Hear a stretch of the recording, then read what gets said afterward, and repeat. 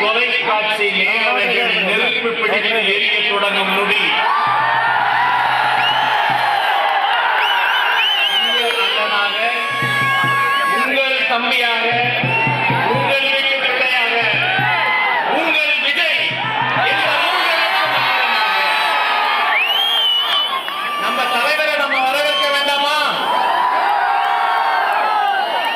சரி, எப்படி வரவேற்கலாம்? தலைவன் அல்லவா? அவர் ஆடி வரவேற்கலாமா? பாடி வரவேற்கலாமா? எங்கள் பாட்டுடை தலைவனை இந்த மாநாட்டு திடலில் வைத்து ஒரு மாநாட்டு சிறப்பு பாடலை ஒலிக்க வைத்து வரவேற்கலாமா? தமிழக வெற்றி கழகத்தின் 2வது மாநில மாநாட்டின் வரலாற்றை புரட்டி போட போகிற பல சிறப்புகள் வாய்ந்த அந்த சிறப்பு பாடல் ஒலிக்க துவங்குகிறது. இதோ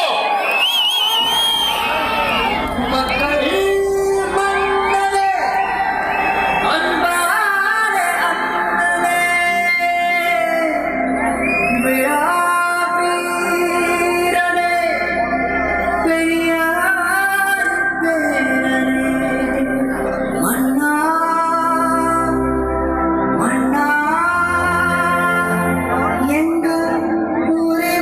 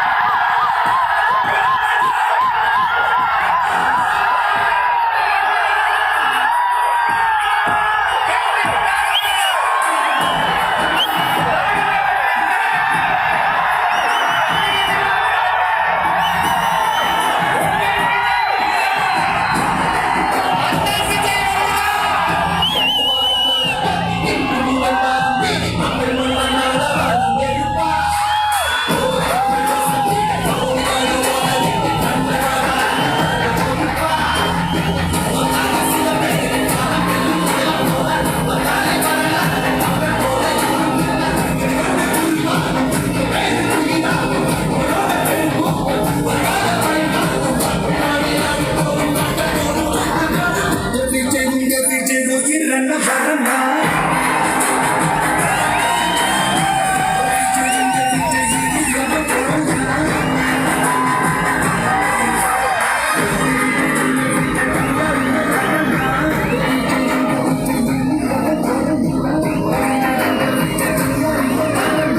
கண்டாரை மன்னர்களை உனக்கு கண்ண வரனா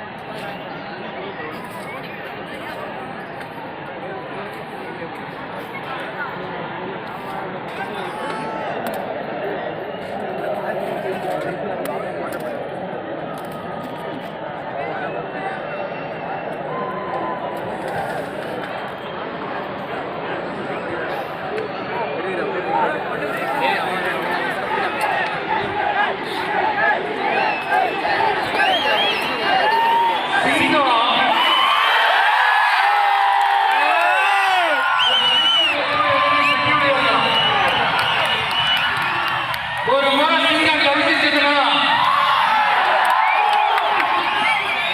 அந்த சவுண்ட் ஒரு 8 கிலோமீட்டருக்கு சும்மா அதிரும்.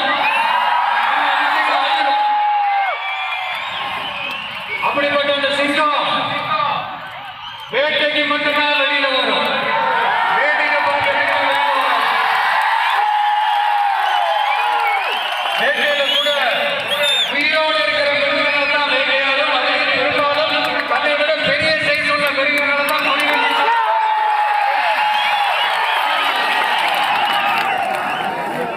எவ்வளவு பசியில் இருந்தாலும் உயிர் இல்லாததை கெட்டு போனதை தொட்டு கூட பார்க்கலாம். அப்படிப்பட்ட அந்த சிங்கம் அவ்வளவு ஈஸியா எதையும் தொடாது, தொட்டா விடாது. காட்டோட 4 பக்கமும் மார்க்கிங் மை டெரிட்டரின்னு தன்னுடைய பவுண்டரியை தானே வகுக்கும். அப்படிதான் அந்த காட்டையை தன்னோட கண்ட்ரோல்ல வச்சிருக்கும். சிங்கத்துக்கு கூட்டத்தோடு இருக்கிறதுக்கும் தெரியும், தனியா இருக்கிறதுக்கும் தெரியும். அப்படியே தனியா வரணும்னு நினைச்சாலும் அஞ்சலமா அலட்டிக்காம சும்மா கேட்டா தனியா வந்து அத்தனை பேருக்கு தண்ணி காட்டும். எப்போ எதிரையும் தன்னோட தனித்தன்மையை இழக்கவே இழக்காது. Yes, a lion is always a lion.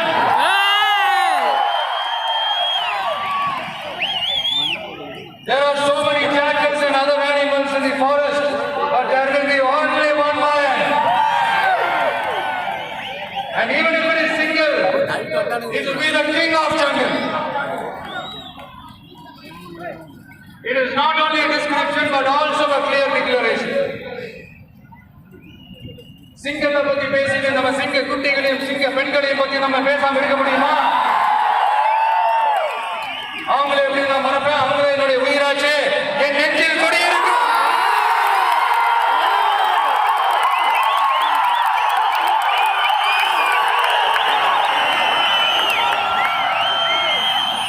என்னுடைய தோழர்களுக்கும் தோழிகளுக்கும் என்றும் தளபதி நேர்ல வர முடியாத சூழல்ல வீட்டுல இருந்துகிட்டே நம்மளுடைய இந்த மாநாட்டுல நேரடி வாயிலாக கலந்துட்டு இருக்கிற என்னுடைய அம்மாக்கள், அக்கா, தம்பிகள்,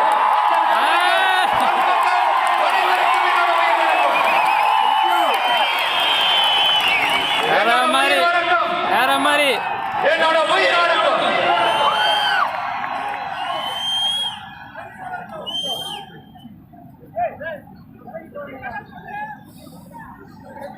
வீரங்களையும் மாமதுரை மண்ணை வணங்குகிறேன்.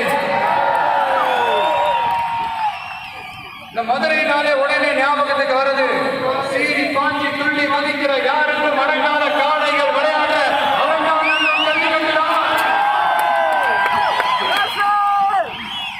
நம்ம வைகை ஆறுதா அழகர் ஆத்தர் அணைகிற வைபவம்,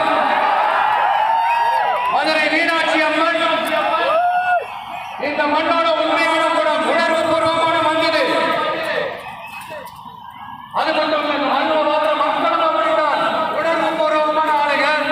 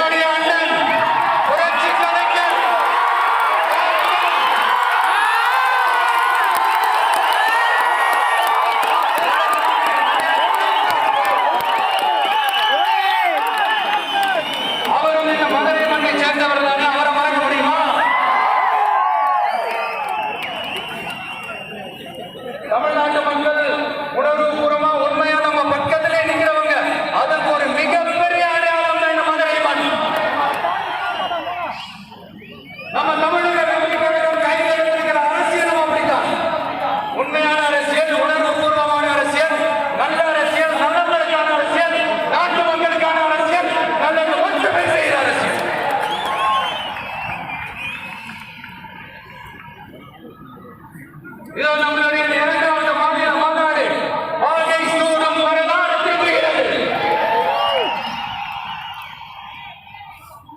அப்படி இந்த மாநாட்டுக்கு பேர் வச்சிருக்கிறோம். 1967 நம்ம தமிழக அரசியல் ஒரு மிகப்பெரிய ஆட்சி அதிகார மாற்றங்கள் ஒண்ணு நடந்துச்சு இல்லையா? அதே மாதிரிதான் அடுத்த வருஷம் 2026 அப்படி ஒரு வரலாறு திரும்ப போகுது. உறுதியா சொல்றதுக்கான மாநாடு தான் நம்மளுடைய இரண்டாவது மாநில மாநாடு. விக்கிரவாண்டி வீசாலையில் நம்மளுடைய ஃபர்ஸ்ட் மாநாடு நடந்தது வெற்றி கொள்கை திருவிழா. அதுக்கப்புறமே நீங்க பார்த்திருப்பீங்க தமிழக அரசியல் அந்த தப்பு விருப்பத்தை மாத்திருச்சு. நமக்கு எதிராக எத்தனை குரல்கள். ஆனா உங்களுக்கு தான் நம்மளை பத்தி நல்லா தெரியுமே. எந்த குரலையும் காதலையா போட்டுக்காம மக்களோட குரலை மட்டுமே கேட்டுக்கிட்டு நமக்கு எதிராக அத்தனை கூக்குரல்களையும் சின்னதா ஒரு சிரிப்போடவே கடந்து வந்திருக்கிறோம். அது இல்லாம நம்ம மாநாட்டில் ஒலிக்கின்ற குரல் இந்த ஒற்றை தமிழ் மகனோட குரல் மட்டுமல்ல, ஒட்டுமொத்த தமிழ்நாட்டு மக்களுடைய குரல். தமிழ்நாட்டில் இருக்கிற ஒவ்வொரு வீட்டிற்கும் ஒலிக்கிற குரல், ஒட்டுமொத்த உலகெங்கும் வாழும் ஒவ்வொரு தமிழ் வீட்டிலிருந்தும் எழும் குரல். இந்த சினிமா என்கிற மாபெரும் கலையரங்கத்தின் வாயிலாக சாதி, மதம், இனம், பாலினம், மொழி கடந்து இந்த நாட்டின் மூளை முடுக்கெங்கும் ரசிகர்களாக இருந்த தோழர்களாக நம்மோடு பயணிக்க துவங்கியுள்ள அனைவரோடும் இணைந்த ஒவ்வொரு மனிதனுக்காக ஒழிக்கிற உரிமை குரல். மாநில உரிமைக்காக, பெண் உரிமைக்காக, சமூக நீதிக்காக, சமநீதிக்காக, மதச்சார்பின்மைக்காக உண்மையா ஒழிக்கிற குரல். அதனால் இந்த குரலுக்கு எதிராக இன்னும் இன்னும் எத்தனை குரல்கள் வந்தாலும் ஓங்கி ஒழிக்குமே தவிர ஒரு நாள் போயவே போயாது. It is an unstoppable voice, an unstoppable force.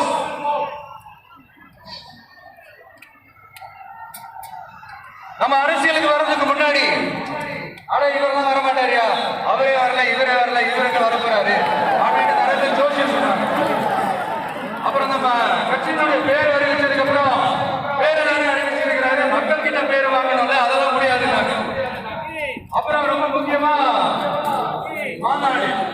மாநாடுல எவ்வளவு பெரிய விஷயம். அதுல இவர் ஒத்தால எப்படி பண்ண முடியும், சும்மா பக்கத்துல குசியானதை வச்சுக்கிட்டு மாநாடுல எப்படி நடத்தி காட்ட முடியும், அதெல்லாம் அவங்களால முடியாது. அப்புறம் மழை பெஞ்சு எல்லாத்தையும் கெடுத்துரும், என் கூட இருக்கிறவங்களே கூட தான் சொன்னாங்க.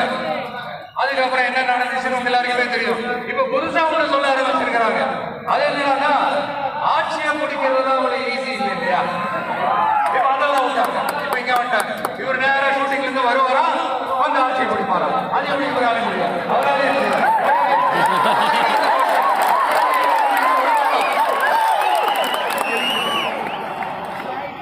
இன்னொரு பக்கம் கூட்டம் ஓகேதான், அது எப்படி ஓட்டாங்க அப்படின்னு இப்படி கதை, திரைக்கதை, வசனம், இயக்கம், பாடல்கள்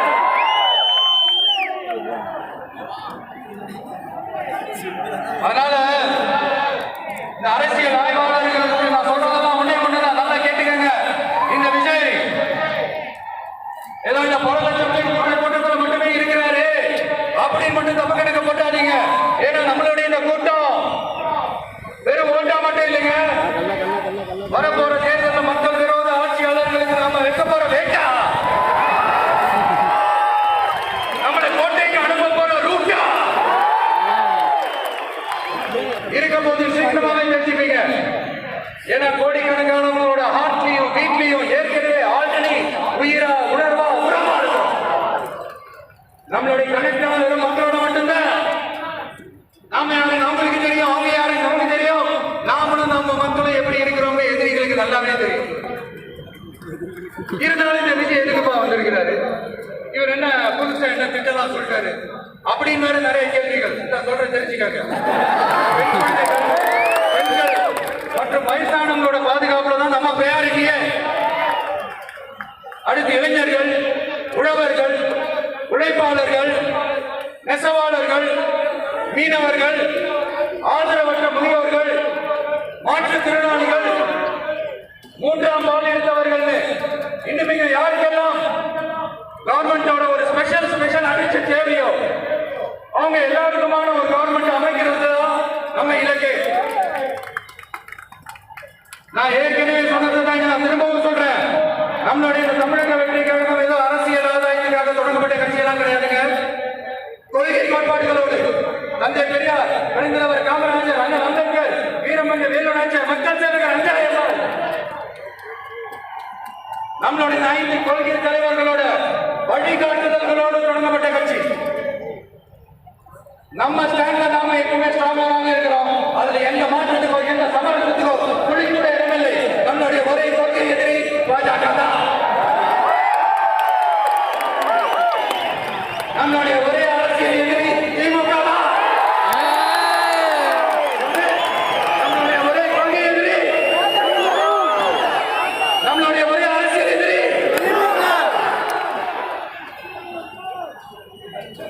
ஏதோ அண்டர் கிரவுண்ட் ஆதாயத்துக்காக டீல் போட்டுக்கிட்டு டீல் பேசிக்கிட்டு இந்த அலைன்ஸ் வச்சுக்கிட்டு இந்த ஊரை ஏமாத்துற கட்சி எல்லாம் நம்ம டிவிங்க கிடையாதுங்க. யாருக்காகவும் எந்த பயமும் கிடையாது. மாபெரும் பெண்கள் சக்தி நம்மளோட இருக்கிறாங்க. மாபெரும் இளைஞர்கள் சக்தி நம்மளோட இருக்கிறாங்க. ஒட்டுமொத்த தமிழ்நாட்டு மக்களுடைய சக்தி நம்மளோட இருக்கிறாங்க. அப்படி இருக்கும்போது இந்தியாவில் இருக்கிற எல்லா ஸ்டேட்லையும் வாழ்ற நம்ம தமிழ் நெஞ்சங்கள் மட்டும் இல்ல, உலகம் பூரா 100க்கும் மேலான நாடுகள்ல வாழ்ற நம்ம தாய் தமிழ் உறவுகள் எல்லாருமே என்ன விஜய் தளபதி விஜய் இல்லைன்னா விஜய் தளபதி இப்படி சொந்தம் கொண்டாடுற கோடிக்கணக்கானவங்களோட அன்பும் ஆசையும் நம்மளோட இருக்கும் போது, இவங்க எல்லாருமே நம்மளோட நிற்கும் போது எதுக்குங்க இந்த பாசிச பாஜகவோட நேரடி கூட்டணியோ இல்ல மறைமுக கூட்டணியோட உறவு வச்சுக்க? நாம என்ன உலகமாக ஊழல் கட்சியா?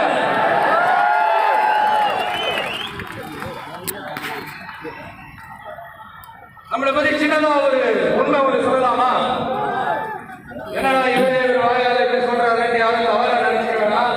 ஏன்னா இது ஒரு விதத்துல ஒரு ஃபேக்டும் கூட. அதனாலதான் நான் சொல்லணும்னு ஆசைப்படுறேன். நம்ம யார் தெரியும்ல? நம்ம எல்லாருமே சொல்றோம். நாம யார் தெரியும்ல? இந்தியாவின் மாபெரும் மக்கள் சக்தி கொண்ட ஒரு மகத்தான வெகுஜன மக்கள் படை.